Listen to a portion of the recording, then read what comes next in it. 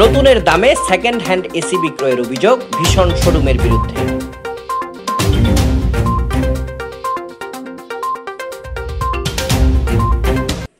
রাঙামাটির কাঁঠালতলীর আরকে ভীষণ শোরুমের বিরুদ্ধে আব্দুল ফকির মাজার মসজিদে নতুন এসির দামে সেকেন্ড হ্যান্ড এসি বিক্রয়ের অভিযোগ করেছেন পুরাতন হাসপাতাল এলাকার বাসিন্দা হাজী মোহাম্মদ এমাদুল ইসলাম।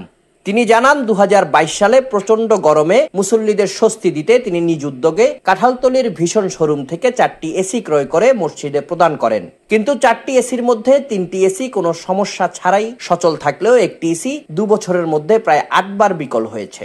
আর সমস্যাযুক্ত এসিটিতে অন্য এসিগুলোর চাইতে ভিন্ন স্টিকার ব্যবহার করা। তার দাবি, ভীষণ শোরুমের স্বত্বাধিকারী লিটু দাস তাকে একটি সেকেন্ড হ্যান্ড এসি নতুন এসির দামে বিক্রয় করেছে।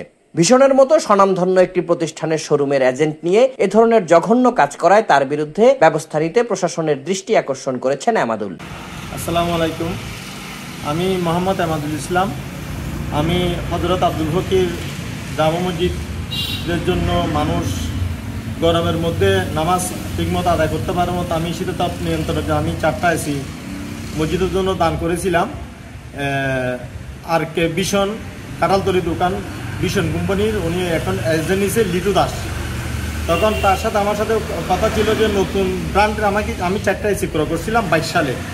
তখন সে আমাকে লাগাই দেওয়ার সময় একটা এসি যখন আমি একটু ভিন্ন দেখলাম, তখন আমি ওনাকে সাথে সাথে অভিযোগ দিলাম, এটা তো আপনি পুরাতন এসি দিতেছেন, আমাকে 4টা এসি দিয়েছেন, আপনি 4টার মধ্যে একটা পুরাতন এসি দিয়েছেন এবং 3টা এসি দিয়েছেন আপনার নতুন। তখন উনি আমাকে বলছে, ভাই এখন এটা নাই, আমি এটা পরবর্তী ঠিক করে দেব। তখন আমি কী করলাম, তখন দেখতেছি উনি ওইটা 2 মাস 3 মাস যখন নষ্ট হয়েছে, আমি তাকে অভিযোগ দিলাম। অভিযোগ দেওয়ার পর উনি কোনো পদক্ষেপ নিচ্ছে না নেওয়ার সময় আমি ওনার 2টা কিস্তি আটকে রাখলাম।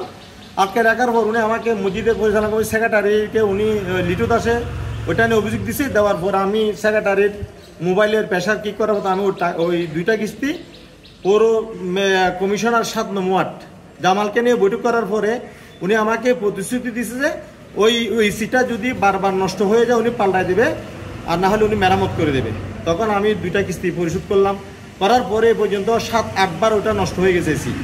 নষ্ট হওয়ার পরে আমি ওনাকে জানালাম, এখন উনি বলতেছে যে আমি এটা ঠিক করে দিতে পারবো না। আমি বললাম, ভাই আমি আপনার থেকে 4টা নতুন এসি নতুন ব্র্যান্ডের এসি কিনলাম, আপনি আমাকে কথা দিয়েছিলেন ওইটা পাল্টাই দিবেন, এখন আপনি দিচ্ছেন না কেন? এখন উনি আমার সাথে বিভিন্ন ধরনের আচরণ করতেছে, খারাপ আচরণ করতে উনি পাল্টাই দেবেন না এরকম তালবাহানা করতেছে। এখন আমার দাবি হচ্ছে প্রশাসনের কাছে, উনি একজন ব্যবসায়ী হয়ে ভীষণ কোম্পানির এজেন্ট নিয়ে উনি মসজিদের জন্য প্রতারণা করলো যে 4টা এসির মধ্যে একটা পুরাতন এসি দিয়েছে আমাকে এবং 3টা এসির গ্রান্টেড কার্ড দিছে, ওই একটা এসির গ্রান্টেড কার্ড উনি আমাকে দেয় নাই। তখন আমি প্রশাসনের দৃষ্টি আকর্ষণ করতেছি, এখন 4টা এসির মধ্যে একটা এসি নষ্ট হয়ে গেছে, আমি সম্পূর্ণ টাকা পরিশোধ করলাম। উনি আমার এসিটা প্রতিশ্রুতি দিচ্ছে যে পাল্টাই দেবে, উনি পাল্টাই দিচ্ছে না, আর আমার সাথে বিহিত ব্যবস্থা মানে খারাপ ব্যবহার করতেছে। এদিকে লিটু দাসের সাথে যোগাযোগ করা হলে তিনি বিষয়টি অস্বীকার করেন। ওনার মাজারের এসিগুলো নিয়েছিল আজ থেকে যতদিন আগে আর কি, এটা ওয়ারেন্টি কার্ড বা আমার মেমোতে লেখা আছে, তো ওইখানে 5 বছর কম্প্রেসার ওয়ারেন্টি, আদার্স সার্কিট বা অন্য কিছু 1 বছর কি 2 বছর এগুলো ওয়ারেন্টি যেভাবে লেখা থাকে, তো ওইভাবে আছে। কারণ এখন ওনার এসির সমস্যা আছে সার্কিট ওয়ারেন্টি শেষ, ওনার এটা যদি কাজ করাইতে হয় ওনার থেকে টাকা দিয়ে কাজ করাইতে হবে। এখন উনি বলতেছে এটা আমার 5 বছর ওয়ারেন্টি, আসলে ওয়ারেন্টি থাকতেছে কম্প্রেসারের, সার্কিটের কোনো এতদিন ওয়ারেন্টি 5 বছর দেয় না, কোনো কোম্পানি দেয় না।